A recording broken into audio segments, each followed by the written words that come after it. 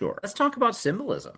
Let's talk about personal symbolism, cultural symbolism, why symbolism isn't really universal. I'm Sean Carroll. I am a editor here with Tomeworks Editing Collective and one of the hosts of Writer's Lunch, along with my co-hosts, including Shannon, Anna, Daphne, and Ian. And we always bring you some writer-focused content every week. And you can always check us out, Tomeworks Edits. So here we are with personal symbolism. And this is really about making your novel nice and thick, really, really deep, as well as not being too heavy-handed with the symbolism for sure. As we move on forward with this, we're going to be talking today about personal symbolism. As opposed to cultural symbolism, personal symbolism exists for a personal character or a group within a context. Within a novel, it can evoke strong emotions, memories, and reactions without having to explain backstory, feelings, or complicated relationships. This is a tool to keep you away from info dumps. On the other hand, cultural symbolism contains symbols we may consider universal, but which are cultural assumptions that we grow up with in a society. Some may be more specific to a region, nation, or subculture, but others are so ubiquitous as to seem part of the human condition. Rest assured, they are not inherent to all people. Symbolism of all kind is built upon a scaffold of metaphor, imagery, and allegory. So, how do we get to personal symbolism? Over here we have an image of a puzzle, and that might bring up ideas of putting something together, of solving a problem. This is those kind of cultural assumptions that we can put onto any image outside of context, just based on where we live, what we grew up with. Are you familiar with a puzzle? Puzzle pieces might be different in different cultures. You might have flat edges and an image to create up with that. Here in America, in Western societies, we have these little tabs on the end of them. This kind of imagery is not quite universal, though. I would ask anyone who's interested in, seeing what the edges of what we consider universal to look at some of the studies they've done on faces and facial expressions, and how, yes, in most cultures we see a smile as a smile, but in other cultures, it can be seen as threatening. They're different. So we're starting off here with looking at these kind of personal symbols with metaphor. So what's a metaphor? We're going to go back to the basics. Metaphor is a figure of speech that describes a person, place, or thing by comparing it to another with similar characteristics. This is a root word of metaphora in Greek, to carry over or transfer. So essentially we are transferring the qualities of one thing to another. Let's say a very ubiquitous one, a dead metaphor, in fact. Love is a battlefield. Okay, so you have love is a and battlefield. Love is the tenor here. That is the subject of comparison. The vehicle, battlefield, is the object which lends qualities to the tenor. The battlefield is related to love. The ground is what the tenor and the vehicle have in common. They are absolutely both treacherous. And the tension. What makes the tenor and vehicle different? Well, love is obviously nothing involving guns and bombs and generals and armies. It is full of different tools that are happening. So that's how they're different in a way, for sure. So with this simple idea of a sentence that can be a metaphor, let's get complicated.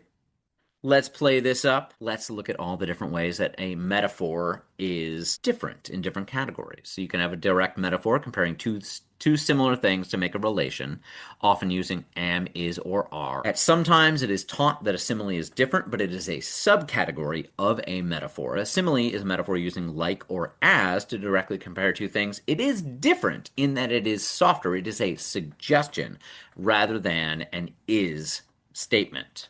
Love is a battlefield. You can have an implied metaphor, comparing two similar things without mentioning the vehicle of the metaphor. These use non-literal verbs.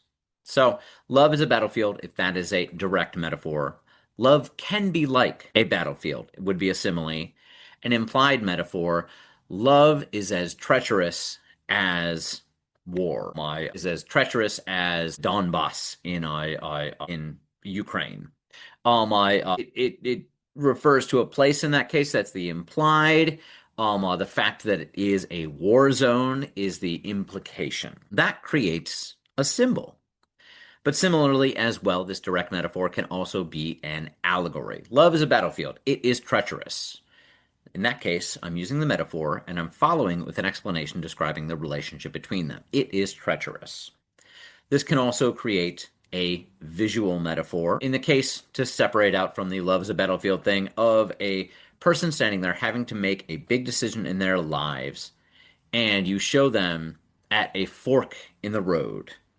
That is a visual metaphor. You don't even need to say that it is his choice is like this divergence in the road. You can just describe it, and that is an implied metaphor as well. These create symbols. So implied metaphors, visual metaphors create symbols. Separately as well, a dead metaphor, a very overused metaphor, can also give base to a mixed metaphor, which has to have that cultural relevance to relate between the two things. So a dead metaphor is almost often used to create a mixed metaphor. Here we are with some steps past that. So when we're talking about symbols, these are created out of implied metaphors, these are created out of allegories, these are created out of visual metaphors. These elements in a story that represent a thing or an idea can be implicit or direct, and that leads directly to symbolism. The use of symbols and indirect suggestion to represent deeper emotions or qualities.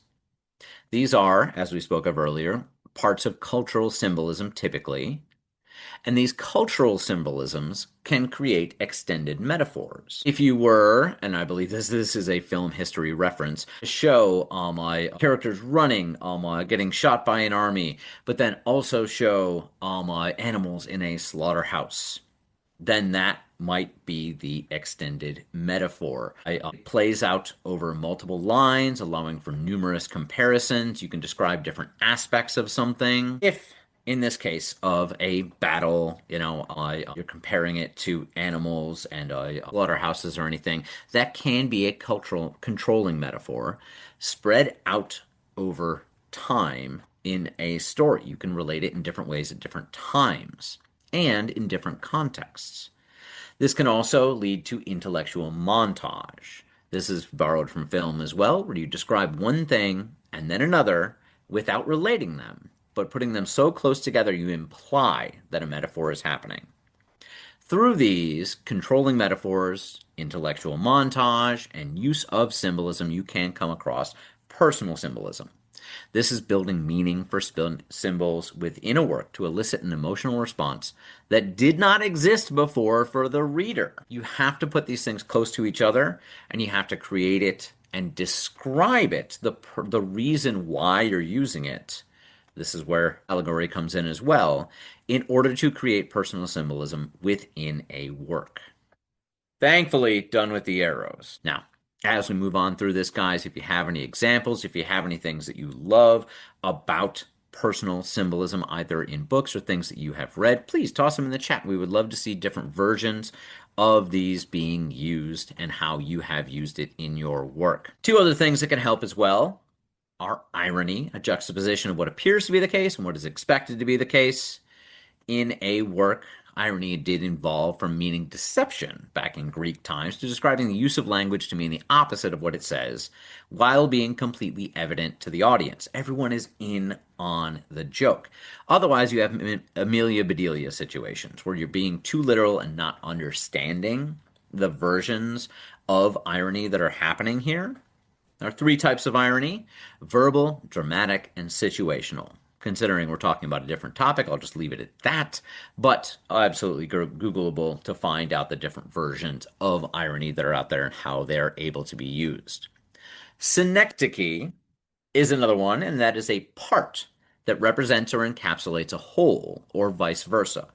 You can call people who work at a large corporation suits. That is actually just something that they wear, but it represents who they are and a lot about their personhood.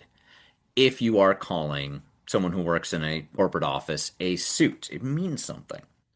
This is a type of metonymy distinct from metaphor, and derived from the Greek meaning simultaneously understanding. So, whereas a metaphor kind of spells out this leads to that, this is like this, another thing, a synecdoche, aka, look at those suits over there. They're always eating at Panera. Gives you a simultaneous understanding of what suits are and who these people are at the same time. So this is one of the four master tropes in rhetoric and fundamental for its role in description and discovery of truth, along with metaphor and irony. Interestingly enough, out of these four, and I just said it like this, they say the fourth one is metonymy, and I'm like, wait, synecdoche is a part of metonymy? Why are there four different ones if you're saying that one is a subcategory of the other? But I digress. Anyway, philosophers have their own reasons for lots of things. So, phew! We have arrived at our destination. I swear there will be examples, there will be different versions of how you can use this in your writing, but we need to come up with a baseline first. So, can I beg you, Sean, with one question? please, absolutely. So I'm curious to know how, sorry, apologies. Where do leaf motifs fit in this, or do they fit into this at all? Leitmotifs meaning you're going to have a overarching theme that then therefore is reflected in a smaller story, correct?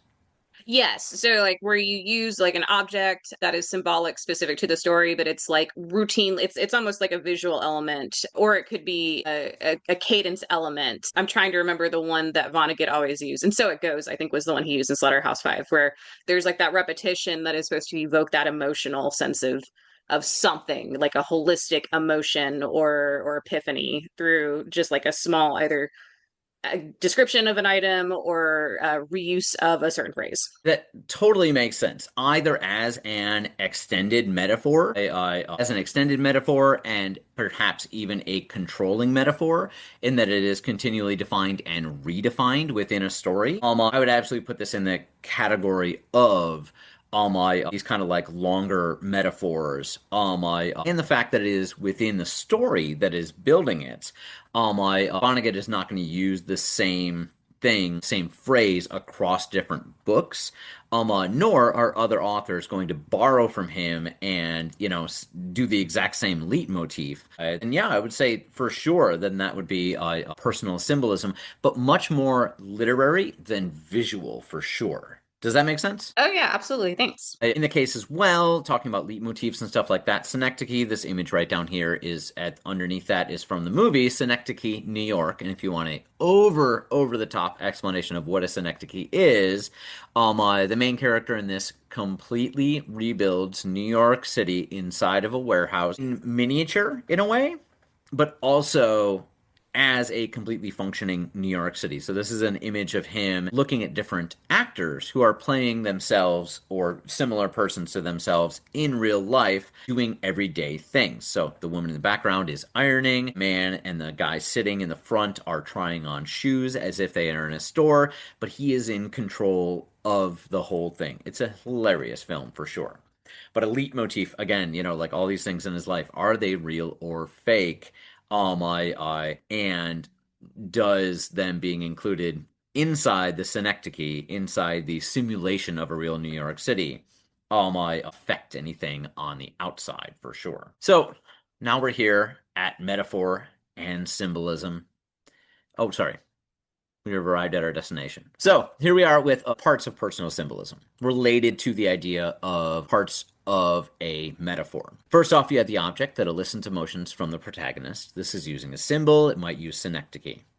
There is the subject that the protagonist relates to the object, an implied metaphor.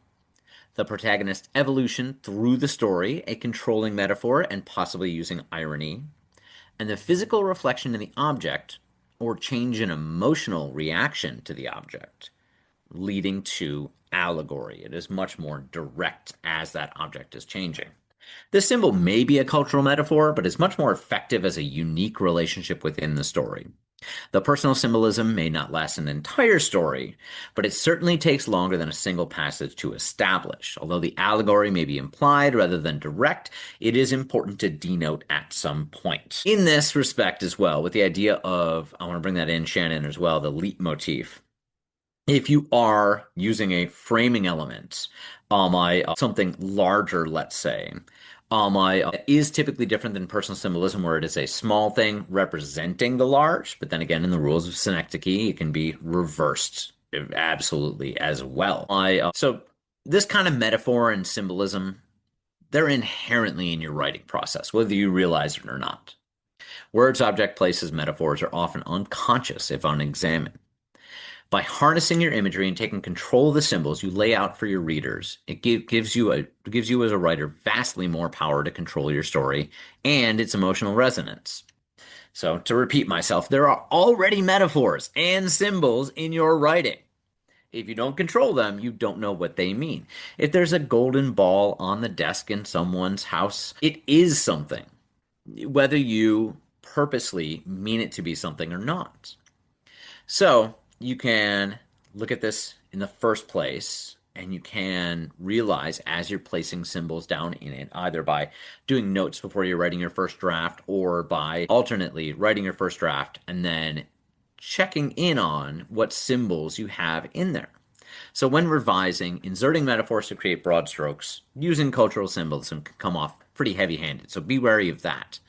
But weaving in personal symbolism, noting where you already used objects or feelings that come up again and again, that can be more difficult but pays off in incredible ways. Absolutely. So, looking at a couple of examples here of kind of more broad ones, you might consider the use of color in novels, in films, in art to be universal, but they do mean different things in different cultures. And to the left, right here, I have Hero, a film with Jet Li. Great martial arts film, frankly, absolutely, but it has different sections to it of red, blue, white, and green, and each one has a emotional resonance to that part of the story. On the right-hand side right here, I have The Umbrellas of Cherbourg, a French film that also is incredibly saturated with color, but the references mean different things than they would in an Eastern context. So, whatever you think of as universal is usually just the culture that you're more familiar with, and you might have different references depending on who is reading your work. Consider your audience for sure. If you're considering your audience and you know that the vast majority are going to be from a certain culture or anything, you can use these cultural stereotypes as if they are ubiquitous. These symbols can be important to almost all of your readers, but you will not have, like 100% resonance. So I have this right here, little Emily Dickinson poems, and reading poetry is a great way to learn about metaphor and symbols and imagery. Absolutely. When you're here, okay. Hope is the thing with feathers that perches in the soul and sings the tune without words and never stops at all, and sweetest in the gale is heard. And sore must be the storm that could have bashed the little bird that kept so many warm. I've heard it in the chillest land and on the strangest sea, yet never in extremity it asked a crumb of me. So that is some lovely ways of looking at my different imagery and relating it and having this symbol and having this bird come back. Hope is the thing with feathers.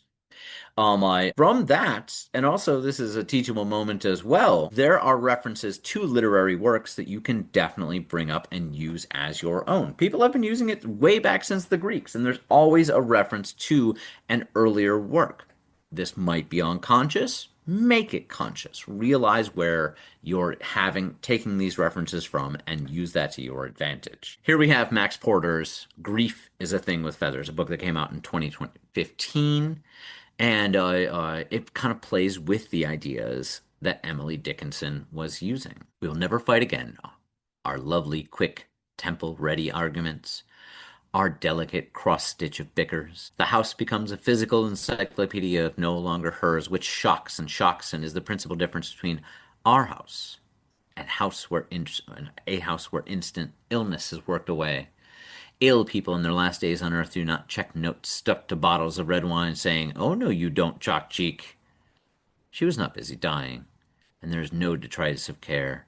She was simply busy living, And then she was gone. She won't ever use makeup, turmeric, hairbrush, thesaurus. She will never finish Patricia Highsmith novel, peanut butter, lip balm, and I will never shop for green Virago classics on her birthday. I will stop finding her hairs. I will stop hearing her breathing. This contains a lot of metaphors for grief. The reversal of hope is a thing with feathers to grief is a thing with feathers is in itself a reference to Emily Dickinson's work. The way that this author uses lists is very interesting as a way to kind of intercut into it and use different film-esque techniques to break it up and give you strong imagery without weaving it into sentences. And this is also a novel where the children are the family is confronted by a giant crow. And the giant crow is the thing with feathers, and it helps them along through their period of grief. It also gives them much consternation for sure. But then again, what would grief be without consternation? So sometimes as personal symbolism, things created within the story can be a bit obvious, you know. My ring from Lord of the Rings is literally in the title. To the side there, cockroach symbolism from Kafka's The Metamorphosis. Citizen Kane and Rosebud and the Forrest Gump leitmotif. Absolutely. Life is like a box of chocolates. You never know what you're going to get. These can be a bit heavy-handed, and in that case as well, the story has to be really strong, really important. All four of these were exceptionally popular, and these kind of strong motifs, symbols, let's say, are not disqualifying, but if you take a step back from the story, you might be like, that was a little much, you know, for sure. So maybe I can ask, maybe Shannon or Ryan, has a moment. Would anybody be interested in reading this section from Gone Girl? When I think of my wife, I always think of her head, the shape of it to begin with. The very first time I saw her, it was the back of the head I saw, and there was something lovely about it, the angles of it, like a shiny, hard corn kernel or a riverbed fossil. She had what the Victorians would call a finely shaped head. You could imagine the skull quite easily. I'd know her head anywhere, and what's inside of it. I think of that too, her mind, her brain, all those coils, and her thoughts shuttling through those coils like fast, frantic centipedes. Like a child, I pictured opening her skull, unspooling her brain, and sifting through it, trying to catch and pin down her thoughts. What were you thinking, Amy? The question I've asked most often during our marriage, if not out loud, if not to the person who could answer. I suppose these questions storm cloud over every marriage. What are you thinking? How are you feeling? Who are you? What have we done to each other? What will we do? If you know anything about the story, this is very much a small thing that just reaches out and touches so many other parts of the story. His description of her, his seeming trepidation about it, his not knowing what she's thinking are huge parts of the story for sure. And it's not like he's using this again and again in the story. But I'm sorry, Gillian Flynn, is very literal in her stuff. So as opposed to using metaphors, she is more typically just juxtaposing different images. And that really is a strong way of doing it, a direct way of doing it, and much less flowery than a lot of other authors. So I think this is a great example of one way of looking about it, and kind of the opposites of being exceptionally strong, being too heavy-handed with your imagery. Some examples here of personalist symbolism with cultural characteristics. The speech at the end of Blade Runner. I've seen things you people wouldn't believe. Attack ships on fire off the shoulder of Orion. I watched sea beams glitter in the dark near the Tannhauser Gate. All these moments will be lost in time, like tears in the rain. Quite obviously a metaphor, but I love that all these in-world things that are not even part of the story are referenced. And even though we don't have a cultural association with them, it creates it very quickly. through what you have learned about the character before this point in the film towards the end. Up there in the top corner as well, Macbeth and Lady Macbeth, when she is washing her hands, trying to get clean. Washing hands is not typically a sign of guilt, but within the story, it becomes a symbol to try to scrub off the blood off of her hands that is non existent, and the ability of not to be able to get it off, in her imagination at least. As well, Inception and the spinning top in there as well. You might see from outside of it that the spinning of a top is a finite thing, but to extend it all the way to mean, is this reality? A pretty easy step in terms of cultural assumptions that we might make, but it is very personal to the film that at the very end of it, he spins a top, and you don't know if the top is going to fall over, aka this is reality, or going to continue spinning forever, aka this is within an inception, and he is not actually getting the happy ending that he wants very much. So using cultural my symbolism and kind of extending that is a good way to think about personal symbolism being relatable to larger parts of culture. In that, we go to the lottery and Shirley Jackson, and this is something that we all had to read way too early for us to be able to diagnose a lot of the stuff in it. But let's return to it, absolutely. And if you know the story of the lottery, it is about a small town where they sacrifice one person every year in a very gruesome manner. And in this respect, this is just a tradition.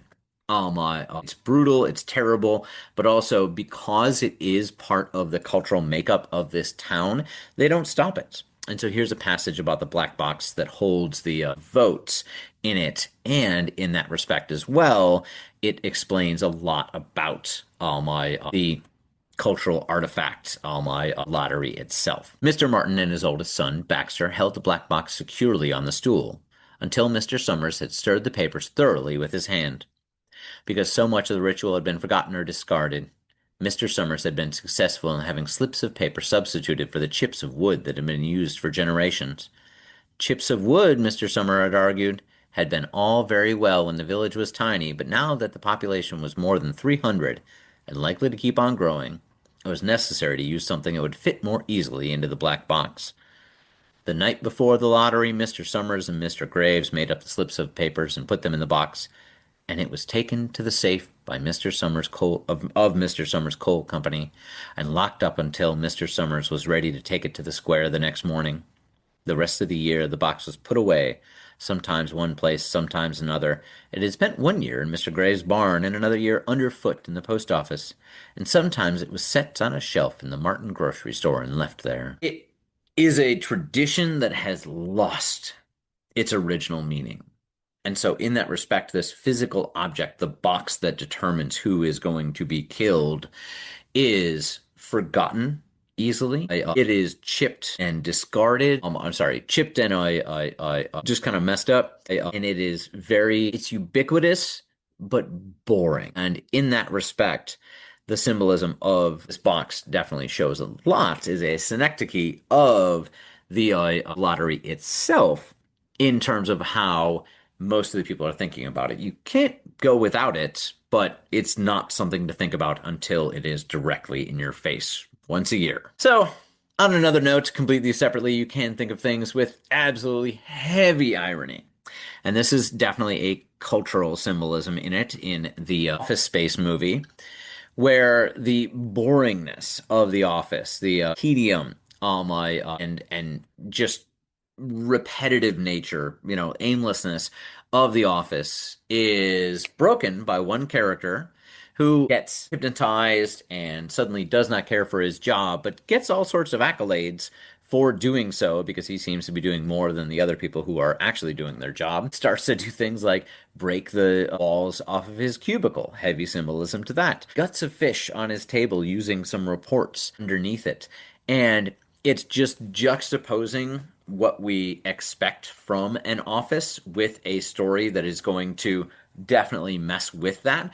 But in the way of this single office represents how we all feel about our boring ass jobs. This is breaking out of it. You're rooting for the character for having the audacity to do this.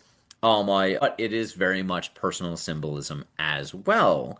In the case of this cultural symbolism is extended way farther outside of what you would expect and is quite hilarious in that case as well. I was trying to think of how Idiocracy would fit into something similar like this as well, but didn't come up with that nearly as fast. I have a couple more It's to look because at. of all the Starbucks references. Oh my gosh, the Starbucks references are hilarious in that. And the guy who is at Costco just saying, "Welcome to Costco, I love you." Would anybody care to read these little ones from Toni Morrison and Frank Herbert? I will try because again, Yeah, I don't know. I was gonna ask, see if Captain Russell or Shane would be into it for sure. And I don't mean to All leave right. you out, Laurel.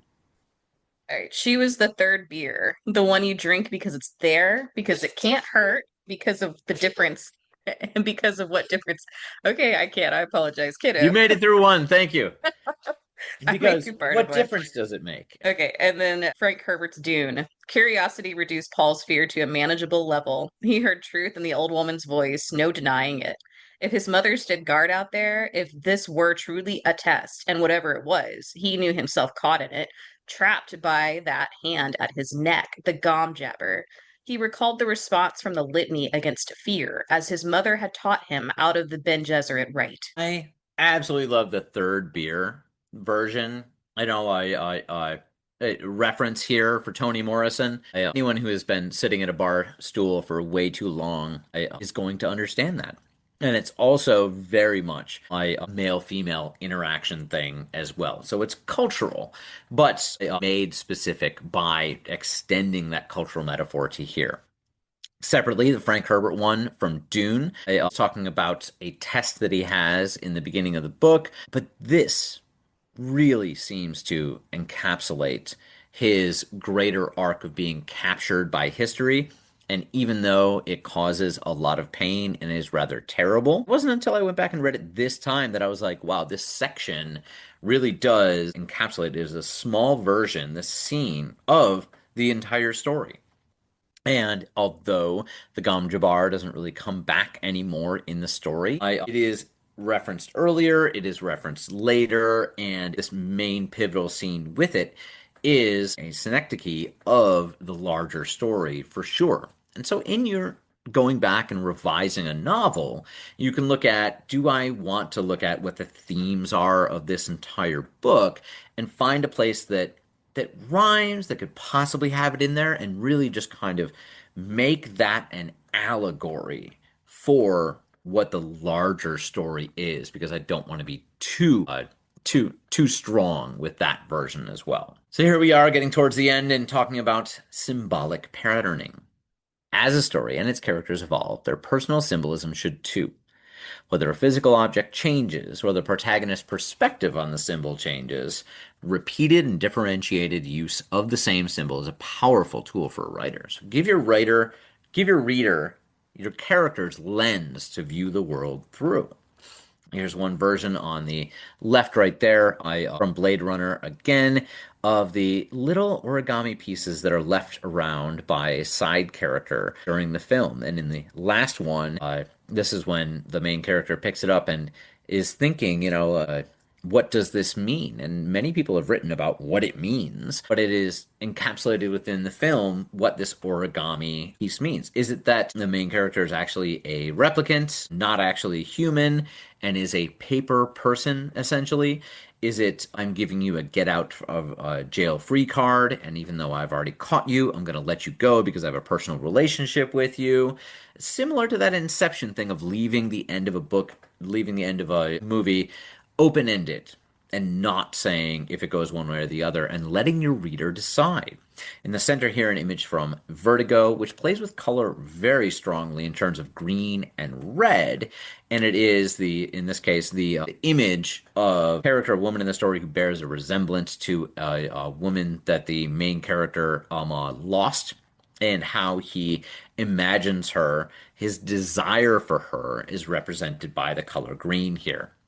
Another one that changes as the film goes on, as the books go on, is Hunger Games and the Three Finger Salute, in which case it becomes a symbol of resistance. And as the resistance movement grows, becomes more of an official thing versus in the beginning, very individual salute to make. So this is a fun little thing to take and think of in terms of how to insert these into your story. You can do this before you write a first draft. If you have character ideas, plot ideas already, you can do this after writing a first draft and you're trying to revise and do a second draft. So here are some exercises for adding personal symbolism to a character sketch. Take time to contemplate major milestones or transformative experiences in your character's life. I do like to write things like, how was this person at the age of 10, at the age of 20, at the age of 30? And cut out the time whenever your character is in the novel, but write little sketches of how they were. So, what moments stand out as pivotal? Did any specific object or images accompany these events? How did they feel, the person feel, during these moments? You're tying emotion to an object. Next, examine what they are drawn to in terms of hobbies, art forms, literature, nature, and ask yourself what themes frequently appear in their favorite media. Can you give your person a favorite book, a favorite movie? Are there particular colors or animals that evoke strong feelings? Maybe that they keep around themselves or that they try to avoid. Third, do they gravitate towards certain activities that resonate deeply? The act of skiing reminding you of someone else can absolutely be a thing. Take note of how they may react emotionally to different stimuli in this environment. You're writing a little character sketch, you're talking about this important thing that happened in their life when they were 15, and you're writing about them when they're 42. You absolutely can say they have kept something all the way through, or that when they encounter something in their world, it reminds them of someone, something, some feeling in their past. So, are these particular objects that other particular objects that bring joy or nostalgia? Also, how do certain places evoke a sense of peace or anxiety? Third, how do colors affect their mood? Once again, what do they keep around them? What do they try to avoid? What do they wear? And in that respect, how that changes over time, for sure. So, in that respect, we also have the broken metaphors, the mixed metaphors. But while it keeps the wolves from the door for now, he isn't out of the woods yet. And of course, you guys, all as writers, are not as well. It is one thing to talk about how these are possible to be used in novels and stuff. It is another thing to actually write it, to actually build it. So, if anybody has any examples of ones that they have used, personal symbolism they've used in their novels, in their works, in short stories or anything, would love to hear about it. You can definitely unmute and tell the group about it for sure if you have any ideas for things that you're working on or things you've already done. I see Russell looking away. I think he's done some in his novels. Yeah, I was thinking about a character I have. His name is Landry. He's from New Orleans, and he's kind of the sidekick that keeps reappearing in the books, and he shows up at exactly the right time. So that's the thing you always can depend on Landry to be. Heck yeah. Does he have any things as well? I mean, if they're a psychic, do they have, cards or a certain outfit or something like that? Well, he has a swamp boat, and he actually saved my character in the first book, where the character Bradley ended up going to New Orleans and tried to confront some of the mob bosses there, and he ended up being tied up and thrown into the swamp in the middle of the night. And luckily, he left his phone on him, and he was able to contact Landry, and Landry went looking for him in the swamp boat. He's a Deus ex machina. He can always be there in a pinch. Heck yeah. Yeah. He pays the price for it because his house gets burned down by the bad guys, and he finally moves up to Hot Springs where Bradley lives and becomes his consigliere after Bradley moves up to become the boss of the outfit. There you go. Heck yeah. So then having that personal relation from before, I've saved your life, like Right. you're gonna help me out. Nice. Yeah. Anyway, that's my idea. Thank you. Well, if anybody else has anything to add, something they have written about or are interested in doing so, or asking, what's cultural, what's a widely known my reference or anything like that, I have this right here from Shannon. I've enjoyed watching Pluribus, which does similar things with color scheme. Scenes and character clothing with a lot of blue indicate a hive mind and coming to agree with the many. Oh my. Oh, yes, Shannon, don't worry about the pronunciation of Jabbar. It could be Jabber. I have no idea. Shannon, absolutely. I wrote a flash fiction piece called Sybil Has a Heart of Gold that plays with all sorts of figures of speech. Lovely. I'm going to check that out. Heck yeah. Thank you for putting it in the chat. In the chat, absolutely. Yeah, and Amelia Bedeliaing it, taking those metaphors and making them exceptionally literal is hilarious for sure. I was a kid and I loved a book called, oh, what was it? The Many-Handed Horse. I had all these illustrations that just freaked me out, you know. I lived in a house and it had many ears. What was it? I went to the opera and sat in a tier. Won't play tennis. I'm gonna forget that one for sure.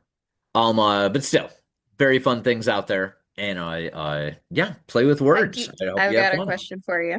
Yeah. Because some of us tend, like me, tend to write from a zero draft or an outline, and our first drafts are a little bit sparse as far as like the line level prose and the symbolism that you're talking about. So if we've already got the character essentially set and we've got the story set, we've got our bones. Are there any other tips or pieces of advice that you would give us? Don't necessarily include like, going back and writing those character sketches, but like helping us ensure we're actually planting these bits of personal symbolism into our subsequent drafts. That don't involve going back and writing the personal thing. That's perfectly fine. So irony, synecdoche, and juxtaposition, a thing out of place for sure, as well as you had mentioned the colors and stuff like that. If you're going back to a scene and inserting, what's going to be in the space in terms of describing a room or a scene, thinking about what's going to be the general mood of this, and how can I bring in some of those cultural assumptions around color and what's supposed to be there. I was editing a thing recently and they were describing a small town. It was interesting to have a list, of businesses and consider things like, like a hardware store that is just overflowing with farm implements, aka nobody's buying anything. It's, just a junky kind of place. Or I have a diner, and is the diner even open, or is the diner long closed and like shuttered with a broken window? These little details can very much grow as you're trying to envision what kind of place or object is going to be integral to your story. And the ironic, the juxtaposition is to put in something that doesn't fit. It definitely can be helpful to think about, one, the cultural assumptions, what's going to be there, but also two, what shouldn't be there. And that becoming something that your reader will pick out, be like, wait a minute, the lawyer's building in town is all fancy and has a fresh coat of paint. I can tell there's something up about that. And that's that video game kind of way of looking at things, where is it just slightly different in terms of the coloring, or is it brighter? Is it like glowing a little bit? Just to give you a hint that it's there. Some readers like to read very closely and know everything that's going on. Other readers read very quickly and are not picking up on a lot of these personal metaphors that are in there, or cultural metaphors sometimes as well, though those are easier to catch. But it still informs them, in general, as you're, just kind of gestalt taking things in. There are, what can I say? There are studies that say things about if somebody is wearing a different color shirt or meets you in a different place, behavior will be different. And this reader, this imagined reader, is going to have the same response to things that you can either optimize or throw a wrench into to either slow down the reading or make it easy to flow through. I find as well references to other things always to be very good as well. So as I had said about the hope is a thing with many feathers, grief is a thing with many feathers, you can definitely look at media that you enjoy and take some of that patterning off of it. Lock, Stock, and Two Smoking Barrels is a Great movie if you are looking for street scenes in London. You can just describe, some of the signage or what a street scene looks like. And some people might get the reference, and other people just feel like this is adding very much a depth to your story, a realism. I'm going to come from a devil's advocate perspective for my next question, because this is not actually the issue that I normally have, but I do know that pantsers have this issue where they've created, a very broad to specific set of details for the world building or the character descriptions and backstory. And this kind of thing is usually impregnated inside of the exposition. So if you're in a situation where you have a relatively large amount of exposition and a lot of your really potent descriptions are in there, do you have any advice for people as far as how to cull the exposition or how to make sure, adding these details in don't end up causing your plot to stutter or slow down too much? First things first, if you are doing that and editing things out, keep them in a separate document so that you have them at hand. Do not straight up delete things. I may come back into your story in whole or in part later for sure. But this is where the idea of a synecdoche or an object representing a whole can be terribly important to take a long description and encapsulate it. If you are trying to describe someone's life and you're talking about they live in a shitty apartment, they have driven from New Jersey to Kansas to get away from their problems. They have never been good at organizing, are undiagnosed ADD, never finished college, and you're writing all of this. You're writing their history, and it's in chapter 1 or chapter 2. Describe the interior of the car. And if you can say, a bill from what would it be? A bill from Rutgers or something that was never paid. Crumbs everywhere. She never was good at picking up after herself. 2 quarters that she quickly grabbed in the corner, knowing they would be useful later. This can be the kind of thing where you're taking little bits, little details out of the long description you wrote and just describing something much smaller in physical space in order to represent that whole. I kind of love that, where you're talking about the lived-in clutter or the result of the history of that character being what you show. That's a really good token of advice for people, especially if they're having a hard time with balancing sharing details about the character without going overboard and causing readers to skim over big sections of description. Dialogue and other characters' responses to dialogue is another great place for that too, to describe interpersonal relationships. I don't need to go into describing people have, been married for 15 years and it was great until the dog died and, like all these sorts of things. If you can just have a line of dialogue and everything is changed by what your point of view, what your mindset is in terms of responding to that. And in that case, for sure, you can have a lot of description in just a couple of lines that will leave the reader knowing so much more about your character and the relationships between them than you can get, from a long description that might lose your reader. Awesome. Thank you, Sean. Thank you so much, y'all. Have a great day, guys. Bye, Sean. everybody.